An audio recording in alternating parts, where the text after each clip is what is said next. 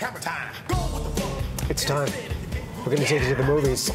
It's all about Solo. Another Star Wars spin-off is here. All Star Wars, all the time. The movie no one asked for. Just kidding. Okay, it's the Han Solo origin story, and Alden Ehrenreich, with some pretty big boots to fill, playing the younger version of the character made famous by Harrison Ford. Here's an iconic moment where he meets Lando Calrissian. Players in this game, just players. The seat taken? Nobody's in the seat that I ain't taking from. So this is, Sabak? Sabak. Sabak. Got it. You played before? A couple times, yeah. Captain Lando Calrissian. Han Solo.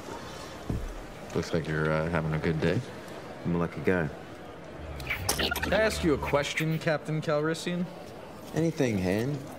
It's Han, but that's okay. I heard a story about you. I was wondering if it's true. Everything you've heard about me is true. So suave. All right, Alden stepping into the coveted role. Will the true diehard fans be making comparisons to how he played Han and how Harrison did? I think so, yeah, it's inevitable. And I love Alden Ehrenreich. I thought he was tremendous in a really underrated Coen Brothers movie called Hail Caesar, so I was on board with him playing the character. The problem is he just doesn't quite have the panache of like a young Harrison Ford. He's kind of wooden in some parts.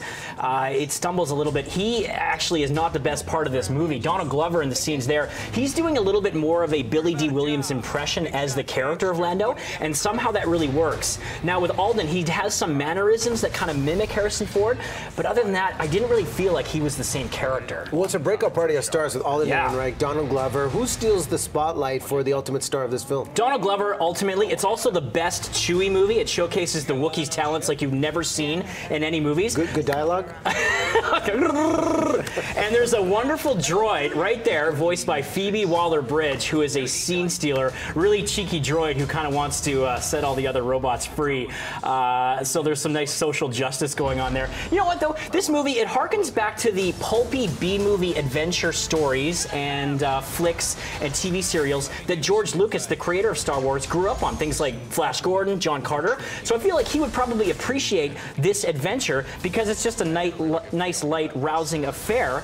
The first half, I will say, is much stronger. Towards the end, it does get a little messy, a little untidy, and the writing is a little bit clunky. It's a rich and ambitious exploration with all these spin-offs with Star Wars. Do you feel when you digest all of these, it's a benefit to the franchise or almost a disservice because it's just doing too much now? Well, as a huge Star Wars fan, I always enjoy a new movie that explores the characters and the worlds in this universe. But when they do things like these prequels and these origin stories, to me it just takes out some of the imagination, because I love in those original movies when they bring things up about characters past, I love thinking in my own mind where they came from, you know, and conjuring up things myself. So I feel like they don't have to spoon feed everything and serve it all to us on a platter, considering the people that originally created those characters had no idea that they were going to be doing these prequels, right? The big thing for me, the last bit of this movie has a big twist, and I didn't understand how it happened. I was very confused, so I had to actually go and Google the animated series. So for me, it didn't feel like it was inclusive. For the first time in one of these movies, I had to go back and do some research and backstory, and it felt kind of alienated. So I will say for this one, you don't have to run to the theaters. You can probably briskly walk, though. Okay? How many hammers? It is not officially a Star Wars episode, but it feels the most episodic. I'm going right down the middle, 3 out of 5. Okay, so it's a Star Wars movie with homework involved. That's right, yeah. You'll be warned. a bit of a head scratcher there. All right.